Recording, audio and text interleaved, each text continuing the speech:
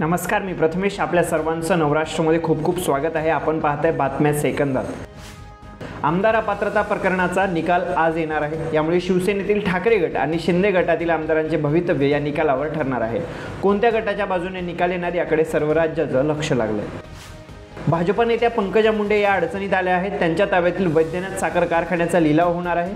203 कोटींच्या कर्ज वसुलीसाठी युनियन बँकेकडून प्रक्रिया सुरू झाली असून येत्या 25 जानेवारी रोजी कारखान्याचा लिलाव होणार असल्याचा उल्लेख या संबंधीच्या नोटीसमध्ये करण्यात आला आहे.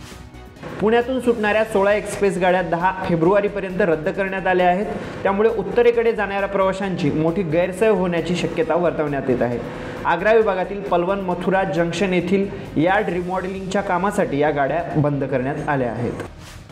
हवामान विभागाने आज राज्यातील काही भागात येलो अलर्ट दिलाय. त्यानुसार काही जिल्ह्यांमध्ये अवकाळी पाऊस पडणार असल्याची शक्यता आहे.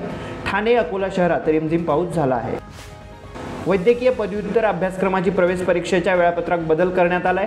ही परीक्षा 7 जुलै रोजी होणार होती. National board of examination in medical सायन्सेसनी जाहीर केलेल्या वेळापत्रकानुसार हा बदल करण्यात आलाय. यासंबंधीची अधिकृत अधिसूचना प्रसिद्धही करण्यात आलेली आहे. अशाच लेटेस्ट अपडेट्ससाठी पाहत रहा नवराष्ट्र.